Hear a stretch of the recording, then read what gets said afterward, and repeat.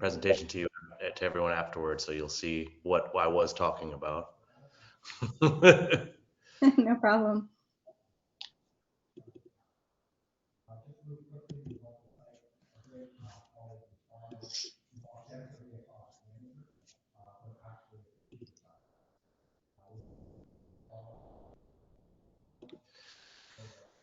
This work?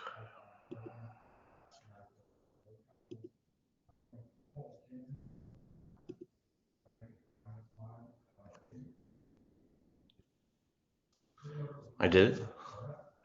Everyone's AI note takers want to attend the meeting. It's great. Welcome, AI note takers. We have several different ones. It'll be fun if I can get all the notes, like compare what how the different apps view the meeting. Hello, everybody. Thank you for those of you who are punctual today.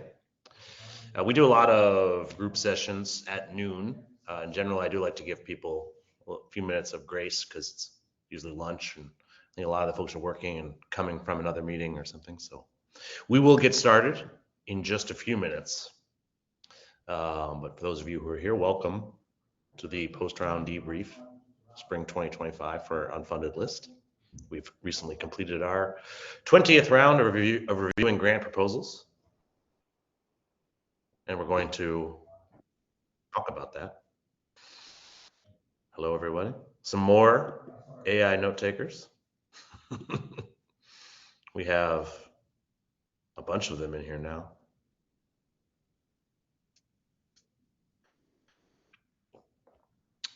Hello, hello, as we are filing in. We are going to give folks a couple minutes of grace since it's lunchtime for most of the folks on the East Coast to join us today. In my experience, people are typically a couple minutes late to our sessions. If you're here now, feel free to introduce yourself in the chat. Just type in how long you've been evaluating, which proposals you reviewed, anything interesting you might want to say, what you're, if there's anything in particular you're hoping to learn from the debrief today, feel free to add that into the chat. I hope hopefully, oh, that's interesting. Okay. If you've never used Google Meet before, it's very similar to Zoom or anything else. There's a chat window. You can type messages. I have shared my presentation here. You can also you can send reactions. So you can clap if you want. You can express surprise, right? Or if it gets emotional, cry a little bit, right? Or celebrate our wins, right? There's also a nifty hand raising feature. Looks like a hand. You just click this raise hand thing and that will indicate to me that you have a question. At any time during the session today, if you have a question, feel free to drop it into the chat. I'll probably notice and get to it soon. Or if you want to ask out loud, please raise your hands. Make sure to unmute yourself, and we can do that. I do have a presentation I want to get through today, but I am perfectly happy to take interruptions. So if something comes up and you want to ask a question while we're going, please don't hesitate. It's very useful to be able to hear from all of you folks. We are admitting everybody. We had 57 people RSVP. I imagine we won't have all of them actually show up. A couple dozen of you in here already, including some AI note takers. Very good. And I'm going to get started in just 1 minute. We'll give the folks 1 more minute to join, and then I will dive in. We have some numbers from this round, things to discuss. Thank you, Mark. If everybody wants to follow Mark's lead here, introduce yourselves. It should be helpful for some of the other evaluators to learn who else is doing this, right? What other kinds of people sign up for this sort of thing?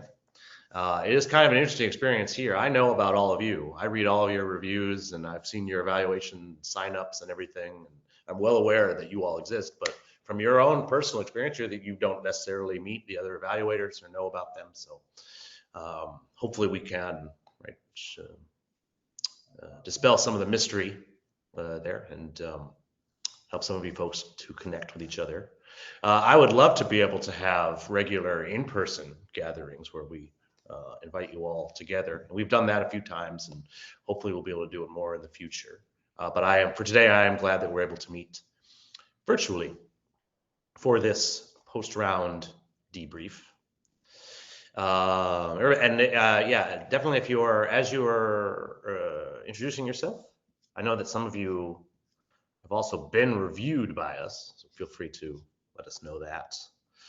We do have a decent number of people who do both, people who've been reviewed and who also review proposals with us. I think that's actually probably the way to get the most out of our program is to participate in it fully. Okay, so without any further ado, maybe a little further ado. Thank you everybody for introducing yourselves. I appreciate it. I'm sure everybody is interested to learn who their fellow evaluators are. Okay, we will now officially begin. Thank you everyone for joining our post-round debrief spring 2025 for Unfunded List. I am Dave Moss. We've never met before. I am the founder of Unfunded List. I founded it in 2015, so I've been doing this for a little while. This is our 20th round reviewing proposals, and we're going to jump right in here. Nope, that's not right. Here we go. It's down. So yes, we have just completed Unfunded List's 20th round. So let's go over some of the numbers from this round. This was our most comprehensive round ever. There have been rounds in the past where we reviewed a greater number of proposals, but in those rounds we had fewer evaluators. So we created less total feedback in those rounds. This round we had 62 proposals to review, which brings our total reviewed up to, it's over 1,300. It's actually a little bit more complicated to count than you might think.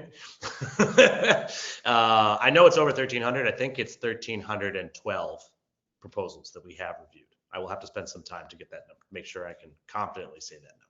It's definitely way over 1,000.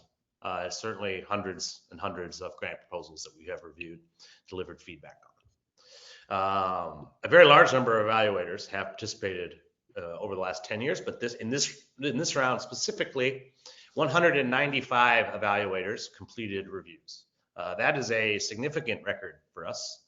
I believe the previous record was like 160 evaluators. So that's 35 additional evaluators.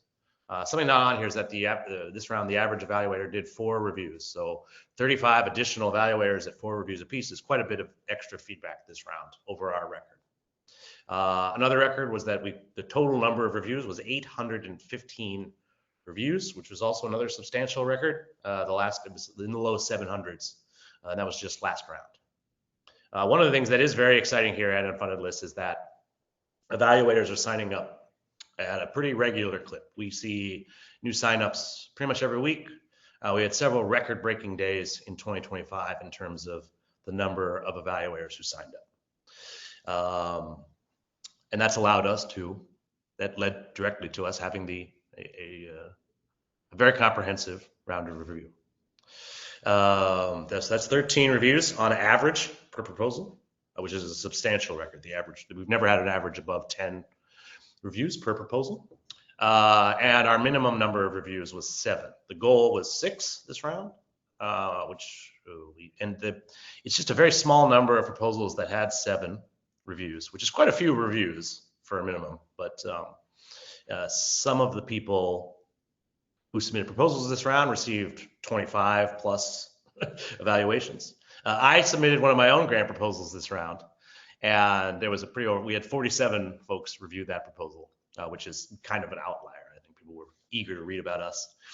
But yeah, the evaluation round went, by all accounts, terrific.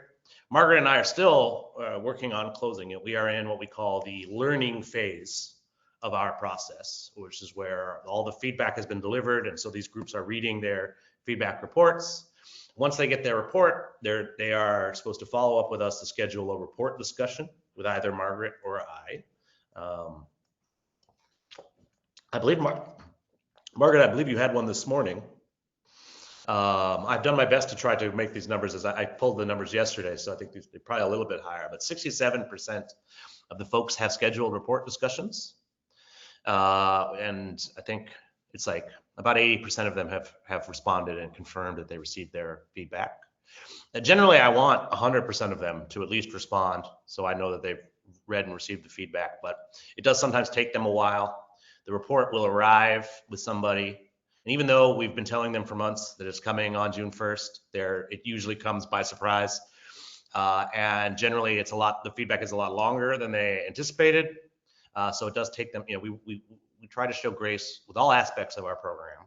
And while it may be frustrating to me personally that they don't all immediately schedule their report discussions, we have learned over time that this is something that takes them a little while. So these folks have only had their reports for 3 weeks, and 2/3 of them have scheduled their discussions. Margaret and I have done like 20 of the discussions already, and hopefully we will hear from the vast majority of the people who submitted proposals to us this round. And just one final number is that we've had 181 new evaluators sign up in 2025 alone, which is a record for a single year for us. And it is only June. We are only halfway through the year, and we've had more evaluators sign up this year than any previous year. We've had our top 3 recruiting days. One of them, we did an event in DC, and that was, we recruited over 10 evaluators that day. Another day was the day that USAID was closed or illegally shuttered by the government. We do have a lot of people in our network who are very interested in international development and concerned about some of the ramifications there. And that day we saw a lot of people sign up to volunteer with us. It's a sort of a bright spot for us and for the sector here. I'm hearing from a lot of other groups that volunteering is down. I am currently involved in a local volunteer effort here in my hometown, and we are having trouble recruiting volunteers. But it is one of the things that's going particularly well here at Unfunded List. And our reviewers are not just anybody. You are all highly qualified people with an average of 20 years of experience working with grant proposals. Many of you are program officers at foundations, professional grant writers, partnership folks, issue experts, high-level academics, doctors, lawyers, you name it. We've got it on the evaluation committee, and we're able to share that perspective with our proposal authors. So just a reminder, anyone who has questions, feel free to jump that into the chat, or raise your hand if you want to have a conversation about the question. These are the numbers I've chosen to present here. I'm sorry, real quickly. One of our evaluators is having trouble joining the meeting, and I'm going to quickly send her the info. Apologies. I know she really wanted to attend, so. Yeah, so are there any extra, if there's any other numbers that folks, these are the numbers I've chosen to present to you, but I'm not sure what you all are curious about. Is there anything else are there any other numbers you were curious about that you wanted to know? I know I don't always report out on this stuff, and I've learned that you all are pretty eager to have this sort of quantification. I do think this doesn't really speak to the impact of our program, the qualitative nature of these reports, like the actual words and thoughts and suggestions. It would be difficult for me to count the number of suggestions made, right, or the number of actionable insights from the report, right? It would be that sort of thing would be fairly difficult, although perhaps with AI. And in fact, we will get in. Oh, I keep clicking the wrong thing. All right. So a big part, I think there's been a lot of reasons. The big surge in evaluators this year has been a big part of the reason for the comprehensiveness of this round. Another reason that this round went particularly well was that we did have some fairly strong partnerships. Sorry, I'm trying to Okay, and are very eager for more partnerships. I think there's lots of one-on-one interactions here at Unfunded List. One evaluator joins the committee and is able to review proposals with us, or one organization submits a report, a proposal to us, and we're able to get that reviewed, and then we have one-on-one conversations with those authors about their report and everything. Partnerships give us a chance to like amplify that. So instead of just one proposal author sending one proposal to us, when we work with Dental Trade Alliance Foundation, we got nearly 30 proposals to review. And it is administratively helpful for me to run the round when I know that all those proposals are in the same format and that they're all on the same issue, and that we know we're going to have links to the RFP, and lots of other information. Sometimes when I get a proposal in from an author just through the website, I'm not exactly sure where they applied. That author might not give me a link to the RFP that they applied to, or that RFP link might be closed because it's a past opportunity. We don't always get the information that I know we've heard from evaluators that they want. When we have access to both the funder and the author, we're able to provide more information to the evaluators, which allows us to have greater evaluator experience and also greater feedback for the folks. It also allows us to have greater sectoral impact. I know that many of you join the committee because you want to improve philanthropy. You view philanthropy as imperfect, and I think I agree with you there. And you would like to see ways that it can improve. And our partnerships are absolutely an opportunity to do that. The Dental Trade Alliance and Next Gen Giving Circle, which is a giving circle based in DC. We reviewed a few groups from them last year, and then some of them have come back this year. And we've been able to give them some feedback on their RFP, which is the sort of exciting thing about partnerships going forward. So when we have a bunch of proposals that are from the same funder and using the same question set and the same RFP process, and we can see the same link and look at the values of the funder, that allows us to give feedback not just to the portfolio of applicants, but to the funder themselves. And in fact, that kind of happened. So it happened originally with Next Gen Giving Circle. We were reviewing a number of submissions from them. It was actually last spring. And even without being asked, many of our evaluators had criticisms that were much more for Next Gen Giving Circle than they were for the applicants. Or it might have been that the applicant was clearly confused by the question, and our evaluator was sort of pointing out that you got this question wrong, but the way it was written was confusing and this and that. And in general, many of our evaluators believe that the RFP, this is very general, they were specific with their feedback, and I'm generalizing now, but that the RFP from Next Gen Giving Circle, which is a giving circle that wants to fund grassroots groups in DC, very small, underfunded community organizing groups. And those, and I don't know, if you're from DC, you'll know they use a certain language. They are decentering things and talking about things in a certain way, a different type of language than we generally see in RFPs.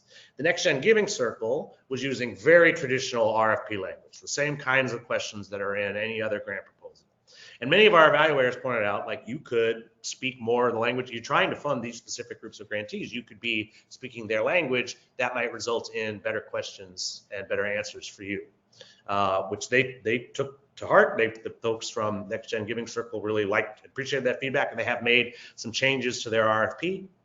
They just launched their newest RFP a couple weeks ago, and the questions have been updated based on our feedback, which is pretty cool. Like I said, not only did we review all of their applicants and give them feedback, but we were able to improve the program itself, which is very neat.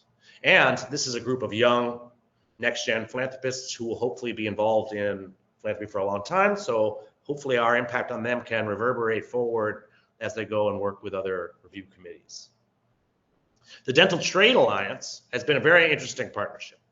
This has been one of our larger partnerships of the last few years. They did give us a grant, one of our bigger grants of the last few years, and the grant will fund our work in oral health care philanthropy. So in addition to reviewing, it's been 27 grant proposals, all originally submitted to the Dental Trade Alliance Foundation. So we've reviewed all of those proposals. And after the Next Gen Giving Circle experience, we have added a question to our form. Most of you, hopefully you all noticed the new question. It's very weird. So some people, when they try to join the meeting, sometimes it makes me like admit them, and other people get automatically put in. I've never understood why that is.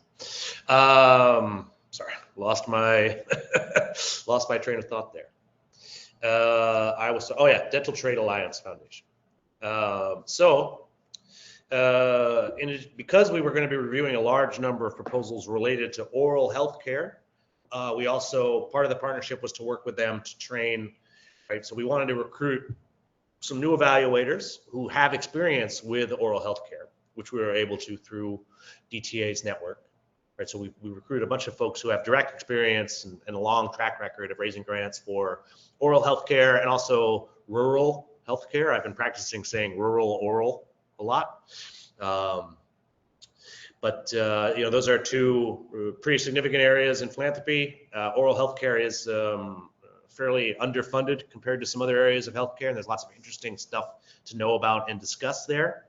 And we had a really interesting panel last fall called the Healthy Smiles Funder Panel. And we were supposed to do another one this spring in partnership with DTA during the round to train everybody on oral health care. So in addition to reviewing oral health care experts to become evaluators, we also wanted to look at our grant proposal experts already on the committee and teach them a little bit about how oral healthcare works to make them better able to review these DTA proposals. A lot of the organizations that apply to Dental Trade Alliance Foundation for grants, they're all applying for an oral healthcare program, but many of them do work beyond oral healthcare. A lot of them are human services organizations, veterans organizations that focus on other aspects of health and are dealing with the intersection with oral health care. There were lots of other interesting, it's a diverse batch of portfolios, proposals rather, that came to us through DTA Foundation. A rather unfortunate situation was that they have one staff member at DTA, and that person left in the middle of the partnership, which made it so I didn't have a contact for several months, and that's why we weren't able to do the training during this round on oral health care. But we did send out the link to the previous one several times, and I think everybody was more than qualified to review these proposals. But the lack of a contact with the partner did slow things down a little bit. We weren't able to do everything that we wanted. But it does present a new cool opportunity. They have now hired their new executive director, started a couple weeks ago. And I am now in the process of, so we ask this new question that is, do you have any feedback that is more for the funder than it is for the applicant, right? And that was from our experience with the Next Gen Giving Circle and with some other programs. It's not uncommon, even before we added this prompt, that an evaluator would write something that was really more geared towards the funder. Like they would sometimes even write specifically, this criticism isn't really about you, this is about the funder, they didn't ask you this question or whatever. A really common one was like if the application didn't ask a specific question, like tell us about your organization, that's a common one. Lots of RFPs sort of forget to ask about the nature of the organization. And that makes things difficult for the reviewer because they're trying to figure out, right, what is this group that's doing this project, right? And so they'll often write, I went to your website to learn about your organization, even because there wasn't a question in there. And this funder didn't give you the chance to brag about the strength of your organization, right?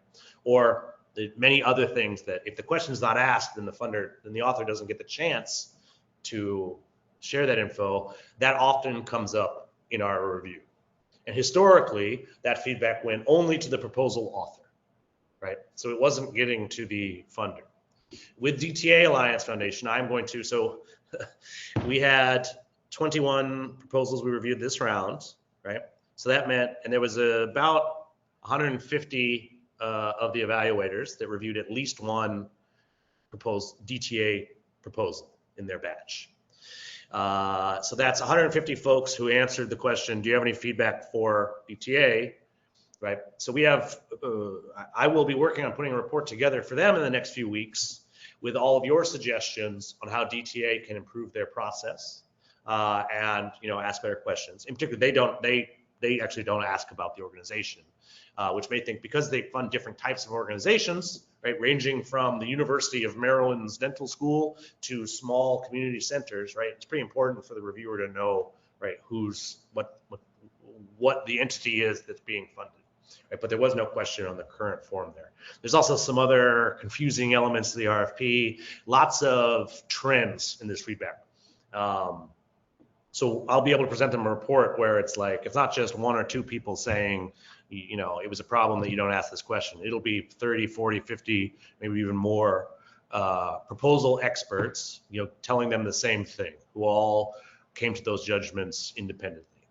And the fact that they have a new executive director on board who does have some agency, right? She's the sole staff member there. We're going to be giving her all this feedback. She's not necessarily, she's never done it the old way, so she won't have any allegiance to that. And so I think it is likely that she will take us up on some of our suggestions. Okay, I'm going to address a question. Let me get to the chat here. So yeah, I just talk quickly about Susan's question. Susan, also, I know you filled out our evaluator survey and you wrote this as well. It's a question about the prompts. We have two questions about sustainability. So one, if you don't want to answer a prompt, you don't have to. We try to make this clear in our group training sessions. And we are going to do our best to make it we have some technical fixes I think we can make going forward. But I do want to make it clear we're not asking evaluators to answer every question. The prompts are there to prompt your feedback. You could ignore all the prompts and just write a bunch of feedback in the overall impressions thing, and that will be fine with me. However, the sustainability of these proposals is very important. So I can't responsibly remove those prompts. And I can tell you from my point of view, they are working very well. We are getting a lot of really good feedback in response to those prompts. Again, if you don't want to, if you don't have anything to say about sustainability of the proposal, I'm not telling you to comment on that. I'm certainly not saying that it is a higher priority than any other. Yes, we asked two. They're worded slightly differently. The reason there are two, Susan, is because I'm trying to get as much feedback as possible, and the purpose of the prompts is to inspire different types of thinking. And whether we like it or not, I also don't. I think sustainability is often used as an excuse to not fund programs, and I find it an irritating aspect of philanthropy as well. But I don't think it'll serve anyone to ignore it. It is very important to many funders, and it is a very important aspect of our program. If you don't want to answer both of them, you don't have to. You can ignore both or one or whatever. But I've always been on the side of I want to be able to source all of the good ideas that our evaluators have. So we tried to write prompts that will address everything that could possibly come up in a proposal. There's we asked several questions about the budget, right? But some of the proposals we review don't even have a budget, right? I can't remove the budget question because budgets are an important part of many proposals, but we have one form that's supposed to apply to every single proposal we review. So again, if you don't like a question, just skip it. No one's forcing you to answer those. And I'm sorry if I've frustrated or irritated anyone with that. But we are a different type of program. We're not scoring anything, right? I don't rate proposals low because I think they weren't sustainable. But we do. Many of our evaluators have a lot of feedback to give when it comes to sustainability. A lot. Many folks find it to be a very important part of the proposals, and many philanthropists and funders do as well. And those two prompts are doing a pretty good job. We'll get into the evaluator survey results later and talk a little bit more about that. The call is being recorded, by the way. And I will share the slides afterwards. Let's see, were there any other questions? Yeah, so before that, Susan asked, how did we choose the prompts? I wrote the prompts originally 10 years ago. We have made a couple different, we've added some to them a few times. We've removed a few questions.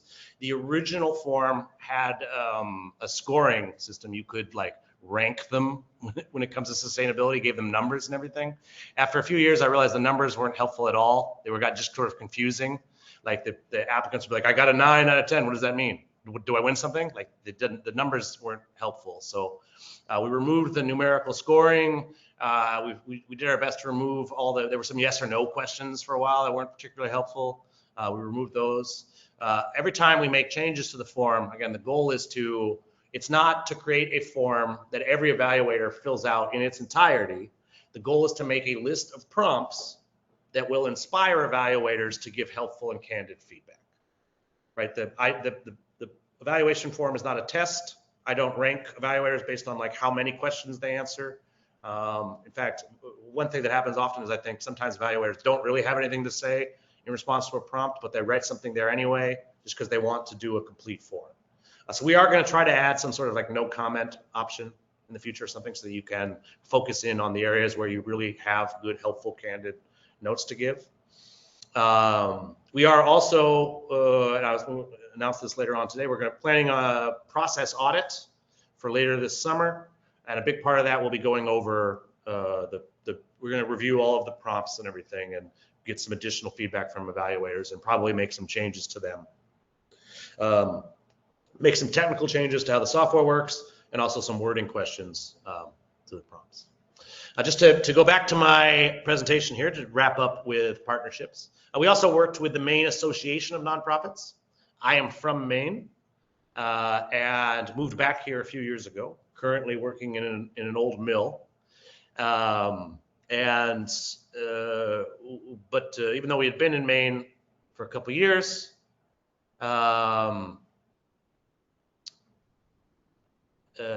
weren't getting a lot of proposals from my home state. It's a very small state, very rural. We do have a lot of nonprofits, but not a.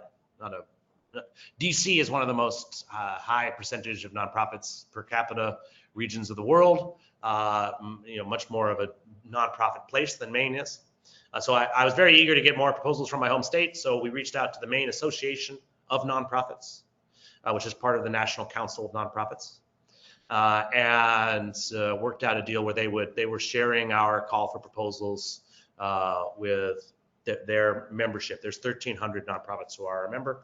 We were able to get 8 of them to submit us proposals. We had 8 pretty cool proposals from here in Maine. And it's really helpful for me personally because it's giving me a better sense of the nonprofit ecosystem here in our home state, which is a fairly unique state, as all states have their own uniqueness.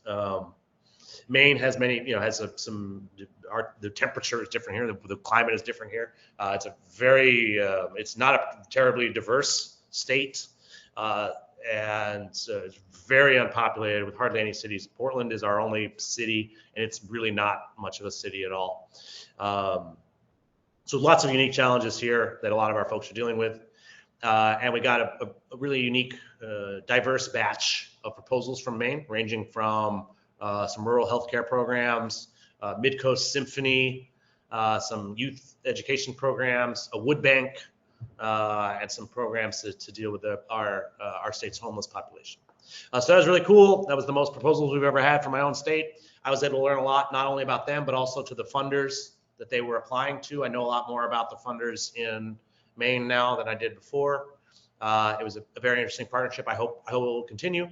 I also think there's a possibility that I could reach out to other state association of nonprofits, right, and do some sort of regional batching. This also gave us an opportunity to recruit more evaluators from Maine. The fact that we knew we were going to have proposals from Maine made it easier for me to reach out and say, yes, we will have proposals from Maine. It'd be great to have you join us on the committee. I believe some of our new Mainers are here. Yeah, a couple of you are here today. If anyone's from Maine and wants to throw an Aya in the chat or something like that, feel free, or like a lobster emoji or something. But you're very welcome. I'm really excited to have more folks from my home state involved in the program. I think I mentioned it, but we did an event, Reviewers United. We did that at the start of this round down in Washington, D.C. We worked with Spur Local, who have their own reviewing committee, and a lot of local giving circles, Next Gen Giving Circle, Many Hands, 100 Degrees, Baltimore Women's Giving Circle, and a couple other reviewing committees in the DC area. And we did a day-long training for reviewers. It was a really cool experience. We got to show off some of our expertise. We got to learn quite a bit from the sessions put on by Spur Local and our other partners, and from the folks who attended. We've found some potential partners from some of these other groups that we were working with, and it just went really well. And I'm hoping to make Reviewers United an annual event in the DC area where we work with different reviewing committees, train them on reviewing skills. Some of the sessions, we did a feedback on the feedback session where we had people we've reviewed in the past come and talk about that experience, what was helpful, what was not. Margaret did a budget session, how to read a budget and give feedback on budgets, which people really seem to enjoy. Matt from Spur Local did a session on bias with reviewing, which was very interesting. I was sort of expecting it to be about like identity-based bias, right? Like racial bias or gender bias, which he did cover, but he talked about, he had like a list of 13 different types of biases to be aware of when reviewing organizations. It was just a very interesting session from a really qualified person. And then I finished things up with tips for reviewing, and I with some focus on the most common mistakes that that proposal authors make. I think very few people in the world are in a better position to comment on the mistakes that grant proposal authors make than I am. I have read 1,300 plus rejected grant proposals in the last 10 years. And I've also got the benefit, I've been able to read all of your thoughts and your, right? So even though there's my own limited knowledge, right? But then there's all of the reviewing I get access to and everything. We've been able to notice some trends over the years. So next up, so I did something fun with the AI this round. I took all 62 feedback reports, which is almost 10,000 pages of notes. And I also downloaded information about all 195 evaluators who participated. So this is several spreadsheets with the information you gave us when you first signed up to evaluate. And then I wrote up a series of prompts for the AI, and I have a 5-page summary of this round. It is generalized. It doesn't name any evaluators. It doesn't name any organizations. It just sort of talks about the trends that we're seeing in the feedback. Send me an email, dave@unfundedlist.com. I'm happy to share with you a copy of the full summary. It's about 5 pages and has a lot of very interesting information. What we've got here is what I also asked it. This is a tip for you working with AI. Ask it to write a crisp summary, and the writing quality improves. Like just using that word crisp it really helps. I have found. So the overall, and I agree with this. I am a human being, and I have read all these reports as well. I put them together, read all of your feedback, proved it to put it in the reports, and I generally agree with this summary. Impact storytelling, budget clarity, partnership detail are the most frequent areas for improvement. Evaluators want to see proposals move beyond generalities to provide concrete examples, specific financial breakdowns, and named formalized collaborations. Absolutely. That comes up in a lot of the proposals. Many evaluators are making those types of comments. The inclusivity and the accessibility of the programs we review are seen as strengths. Again, that's been true not just this round, in previous rounds. But reviewers are often encouraging even deeper intentionality and transparency. These things are strengths. Sometimes because they're strengths, the organizations don't really they take it for granted that that's a strength, and they don't necessarily brag about it like they should be. Some more info on some mistakes most often flagged. Vague budget narratives. Again, that's really common. This is why we should be doing Margaret's budget trainings more often. It is a pretty, even when there isn't a budget, you still need to explain what you plan to do with the money. There needs to be some kind of budget narrative in there. Insufficiently detailed impact measurement. That was another suggestion I got recently, is that we should add a prompt about goals and objectives, which I think we might very well do. Also, failure to tailor applications closely to funder priorities, also known as funder fit, right? I think many of the applications, particularly to DTA Foundation, actually, really didn't. They wrote it. It's their proposal. It's about their program. It's an interesting document, but it's really not tailored to the specific questions that were being asked, which makes it unlikely to get funded, unfortunately. The overall sentiment is very positive. In general, reviewers are they're really positive, they're giving candid criticism, but they usually start off by saying, this is really great, you're doing a great job, here's just a couple of suggestions. Very rarely do we produce a negative report where the reviewers didn't like what they read. It almost always, and if any of you disagree with me on that, please feel free to chime in, but I do think the evaluators like the organizations that they review. That they're all high quality, innovative, and important. But again, we got to tighten the narratives, provide some more specificity, right, to really clarify things. So again, if you're interested in the longer AI summary, it's got a lot of trends. It's got some it summarizes who's on the evaluation committee, the average amounts of experience, what kind of jobs they do. Lots of interesting information in that summary. I'm happy to share that with anybody who asks. As I've mentioned a couple times, we recently did an evaluator survey. It is ongoing. Should be in your inbox if you haven't filled it out. Feel free. I pulled these numbers yesterday, so we might have gotten some more results since, but we've had 24 respondents, and generally really good results. 90% think the instructions are clear. We'll work on making them clearer for the future. In response to the quiz, was the workload manageable? It's 80, only 13% said that they got too many proposals, which is good. Although I'm a little, so if everyone says it was manageable, part of me wants to say oh, then that means you could have reviewed more. So we'll see how that goes. And then 95% said they found the experience valuable, which I think is terrific. One clear area of improvement in the survey results that has started to emerge in response to how well did the review process enable you to provide meaningful and constructive feedback to applicants. Again, the vast majority are writing well, some version of well, but it's most of you saying somewhat well as opposed to very well. And I think, and we do have some I think Susan's was confusion around the two sustainability prompts. I think, and just some of the natures about the prompts or whatever. And we're doing our process audit next month. And as we dive through these survey results, going to try to figure out some ways to make it so that we find it that we think the review process very well enables us, not just somewhat well. I will say I think the main reason for this is capacity. I am just one person. We have a very limited budget. I am trying to manage hundreds of volunteers to review proposals that have come in from all over the world. We are doing our best here. The process could be strengthened quite a bit with dollars. I do all I can to strengthen it with innovation and creativity and hard work, but some things, just more dollars, more technology, more staff, we would really be able to help us improve the process. But there's, even in the absence of more dollars, there are some things we can do, and we will be doing our best.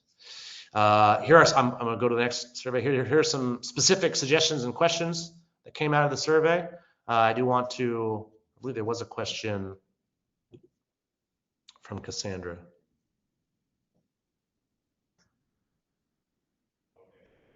Do you collect demographic info, race, gender of reviewers, and use that info to ensure diverse panels for each proposal reviewed?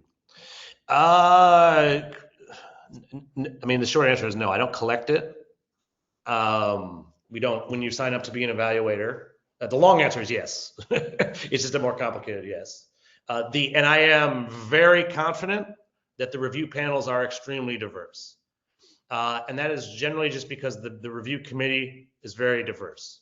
You can look around earlier when everybody was introducing themselves, you'll see diversity is not something that we struggle with here on the committee. And I think that's because we've been very intentional about trying to include diverse perspectives for 10 years now. We've done a pretty good job of it, and the ball is kind of rolling on that front. When I am making assignments to evaluators, this is another area where we are very under budgeted. So try to remember, I am the only person who does assignments. I have to read 62 proposals. I have to become familiar with about 400 different evaluator profiles, and I have to assign proposals to those evaluators with several things in mind, right? That I need to give proposals that evaluators like, right? If they said I want to read health, I have to give them health, right? If they say I don't want to read any health, don't give me health, I can't give them health, right? I also need to make sure that each proposal gets reviewed by a bunch of folks. You saw with our earlier numbers, we had a goal of 7 per report. That's very much, I don't want them to be 7 of the same type of person. So I have a short amount of time to do all of that assigning. And if I had more time and more staff, I think I would be a lot more rigorous about it, right? We might, in fact, write down, we might use some we might tag the evaluators. We might be very specific about trying to make sure there's, this percentage of funders, this percentage of fundraisers, this percentage of peers. A lot of it is pretty general for me. I go through each organization and then I assign the evaluators that I think are the best fit. And then I turn it around and go through the whole list of evaluators and make sure they've been assigned a batch of proposals that they will enjoy reviewing. And then I go back to the submissions to go over and once again make sure that that's a good batch. It is further complicated by the fact that you're all volunteers, and some volunteers don't do, about half of the volunteers don't do their assignments. So even if I assigned perfectly diverse cohorts to each one, with half of the folks not completing their reviews, it's kind of hard to predict in the end. That's often why at the end of each round, you'll notice some of my emails start saying, does anybody want to do extra reviews? I'll start asking about extra reviews. That is often because we don't have enough, but some other times it's also because we don't have enough we need different types of voices in here. I also try to include a decent number of outside perspectives, people who don't know anything about the topic, right? Because I find that they give a sort of very interesting feedback as well. I have done some general, we get asked about the demography of the evaluation committee all the time. I don't want to send out a really complicated demography survey to the full evaluation committee. They wouldn't all fill it out. And it is sort of overwhelmingly diverse. I mean, I think we've got someone from 75 different countries to participate in this round. So, and you can't even, questions about race don't necessarily translate across cultural borders like that. And so, coming up with a quantitative data on demography is a challenge here for several reasons. One, not a huge skill set of mine. Two, it's not our priority, and I don't have that much time to be counting this up. But I am extremely confident that it is a very diverse committee. And in fact, that is somewhat outlined in the summary that the AI put together. And at some point in the future, if we were a better funded program, had more staff, we're able to have more access to our evaluators, it might be easier to collect some of that information in a helpful way. But I wish I could prove it more. But the evaluation committee is extremely varied, and every single day a new person signs up, making it even more varied. And all of these reports include lots of different perspectives.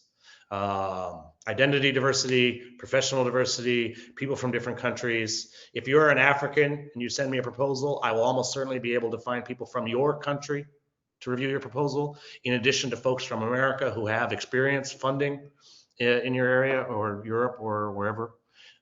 We review proposals that have nothing to do with the US all the time. We had a proposal last round that was submitted by a Somalian organization to a Swedish funder. And I was able to find people from Sweden and Somalia to review on that. Like the diversity is a really exciting part of the program, and it is kind of, I think it is what it is that I'm not able to we can't have all the evaluators show up and stand in one picture like some kind of United Colors of Benetton ad. But if we could, you would see a very diverse group of beautiful people. Really, about all of our evaluators, one thing they have in common is that they're all very good looking. So yeah, here from the survey, we had some questions. There was a space for comments and questions at the end, and here's some of the stuff that came up. One, provide information from the RFP. So that what they're saying is when they review a proposal, they want the link to the RFP. I agree. We try very hard to provide this information for you. When we work in partnership with others, that makes it easier because we have access to the funder. They can give us this information, and we can make sure that the RFP and those important documents are shared, right? Sometimes the proposal authors send proposals to us and they don't give us that information. I reach out and I try to get that information, but we don't always get it. If I have not shared information about the RFP, it means I don't have it. We try I agree, it's very important. This was like probably the #1 suggestion made in the evaluator survey.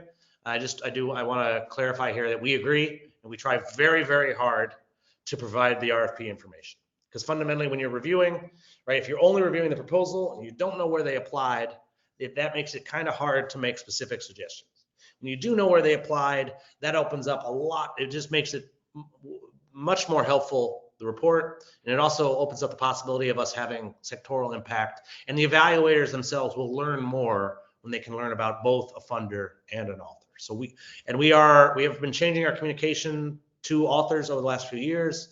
We very strongly encourage them to provide this information.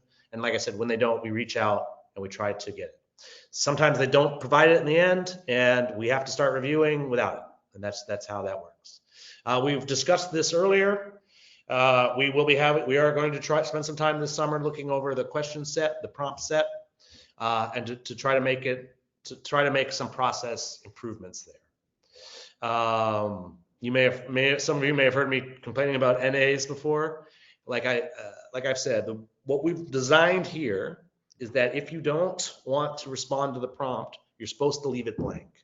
It is very clear to me that many evaluators don't get the memo on that, and they'll write not applicable, or I don't have anything to say here, or see above, or some sort of thing like that, which I have to manually remove from the reports, and it is a considerable administrative burden.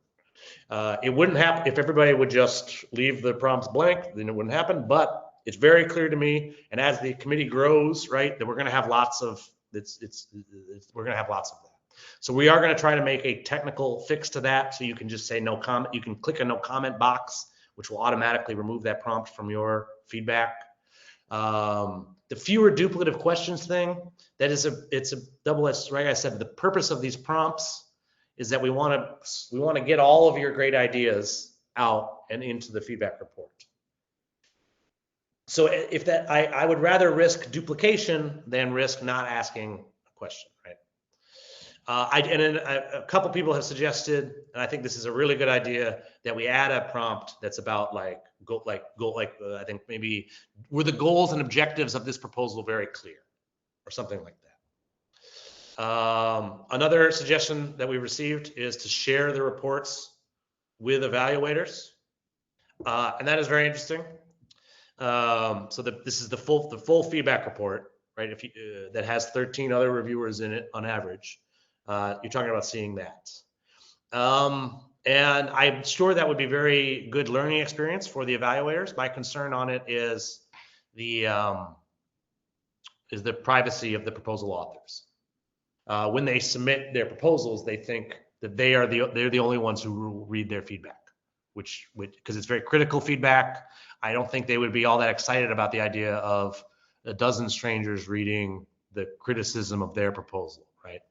So, and I also don't like the idea of asking them for permission. I think there's power dynamic issues there.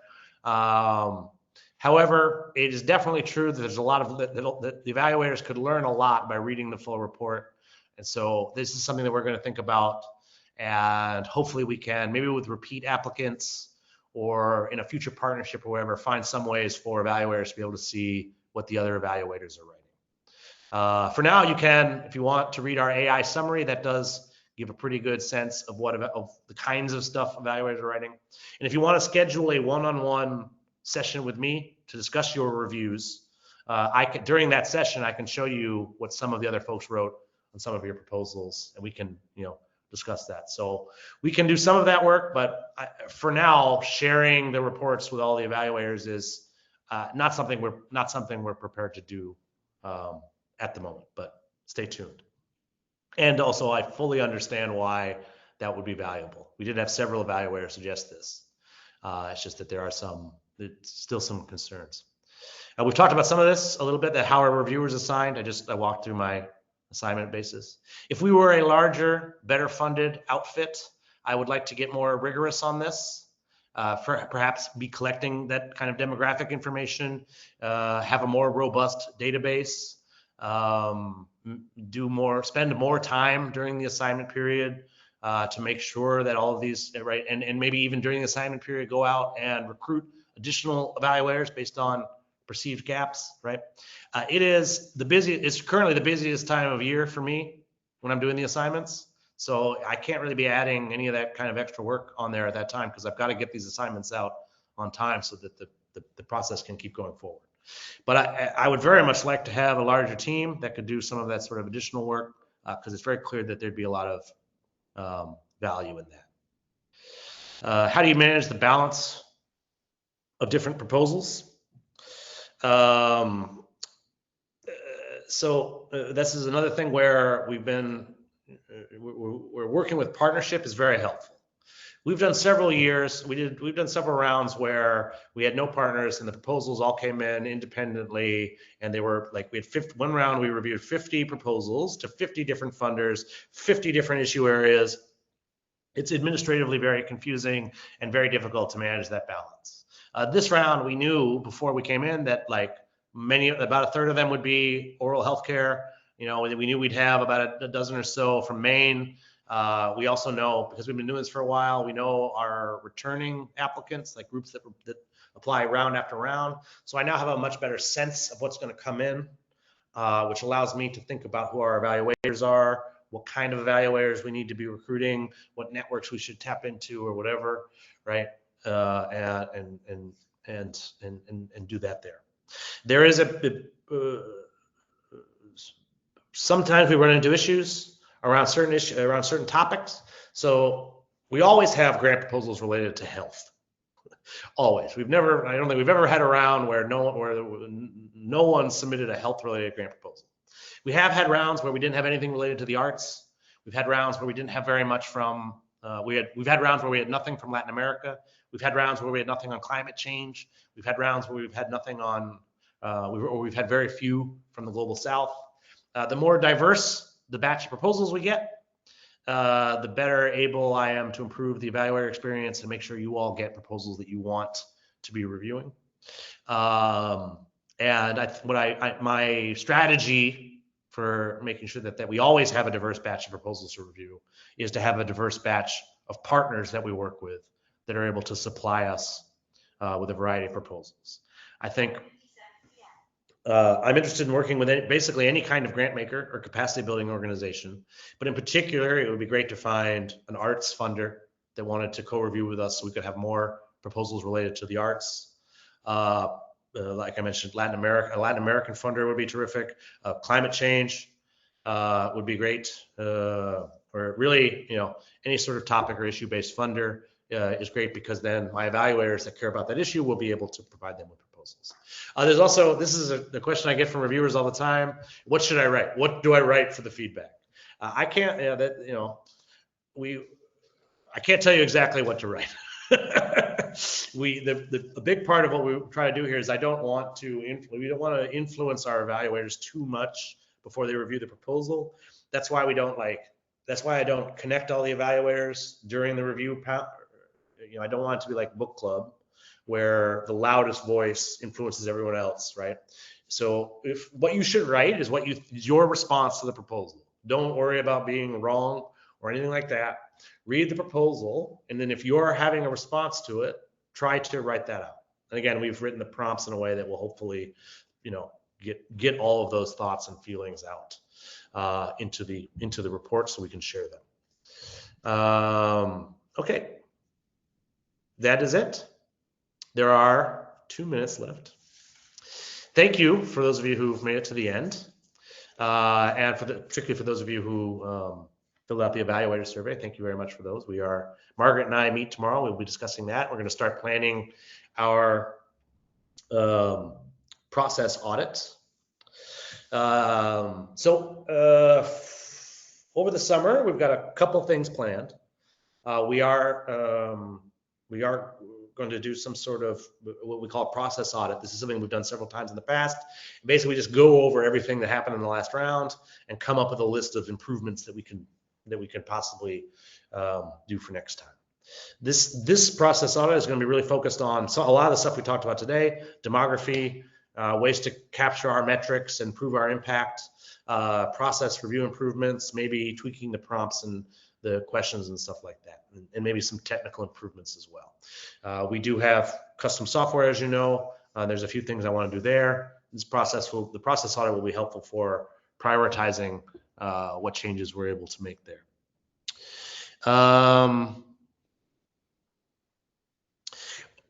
At some point this summer, I'm going to send out a case for support. We are a nonprofit. We do not have a lot of funding, which I've mentioned a couple times. At several points in the process does limit our ability. There's more stuff I'd like to do that I can't because we don't have the staff or the funding or the resources to do it. After 10 years of doing this the bare bones way, I am looking to increase our fundraising. Evaluators are our most likely source of support, whether that's financial support or networking support, connecting us with potential partners. All of our partnerships, every partnership we have ever had, started with an evaluator just like you, right? So if you can spread the word about our program, help connect us to potential partners or funders, or make a financial contribution, that'll be very helpful. And your financial contributions will go directly to improving the evaluator experience. I'm going to write up a case for support, a document directly addressed to evaluators, making the case for why you should support us and giving you some resources to do so. Some language that you can use for introducing our program to others. But in particular, we very much need donations. Not for nothing, I would like to be paid a salary to do this work, and I would like to have a professional team. I can't keep doing this in the current situation forever. We have some sustainability issues of our own, worthy of at least 2 prompts, I think. Please pay attention and give your full consideration to that case for support when it comes out. I hope you'll also consider attending our process audit. You can look forward to the invitation to that soon. Our next round of review will be this fall. So if you've got a proposal you want to send us, please do so by September 20th. And we would love to have you back. I'm assuming you'll all come back as reviewers. We will be reviewing in October and November, sending out reports again on December 1st. And then we'll repeat the process again next spring. Okay. I was, I'm sure, very thorough. But if there are any additional questions from anyone? Comments?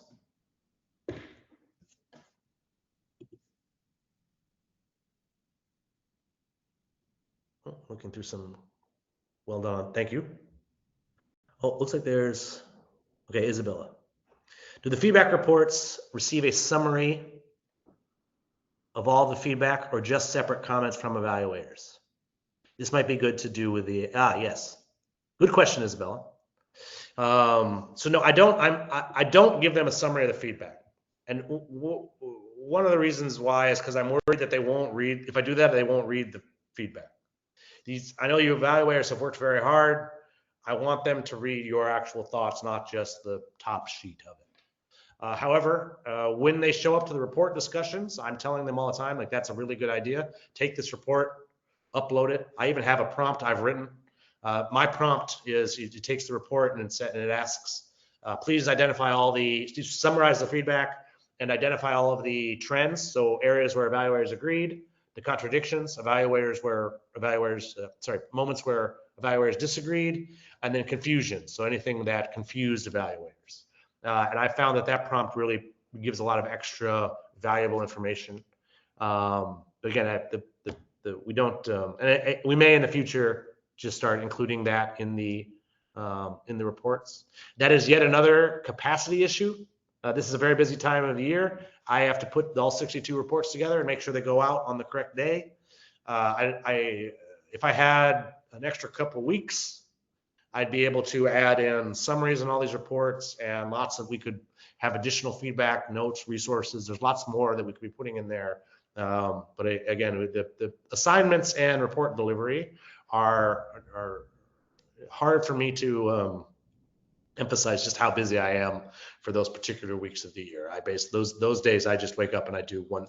I'm just putting reports together, or I'm just doing assignments for several days. Mom is on the call. I'm sure she can comment. She's seen me do that. Sometimes I go down to stay with her while I'm doing it. So that, like, literally I don't have to worry about laundry or cooking meals or anything. I'm just doing assignments all day.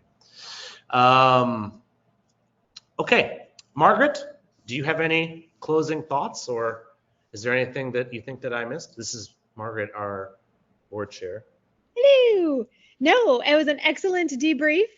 Thank you. And I am excited for everyone to come to the process audit, because I think some of the things that came up here today are things that we often talk about in the process audit. So if you have other ideas and suggestions and whatnot, come to that and see the process in depth and walk through it with us. Yes, and we'll be able to show some of the nuts and bolts. I'll screen share with our software, and you can see the God mode of the software, right? How I actually do the assignments and what it looks like from my end and all of that, and some of the resource constraints that exist with our software. It is very impressive. It allows us to put an enormous amount of feedback together for all these groups. Yeah, so Mark, I'm glad, Mark, if the only thing we accomplished today was that you learned to stop writing NA, then I am thrilled with how today's debrief went. I could have the AI count how many ANAs there are. It's difficult because you can't do find and replace to remove it, because you all write NA in your own unique. Some people actually fully write out non-applicable.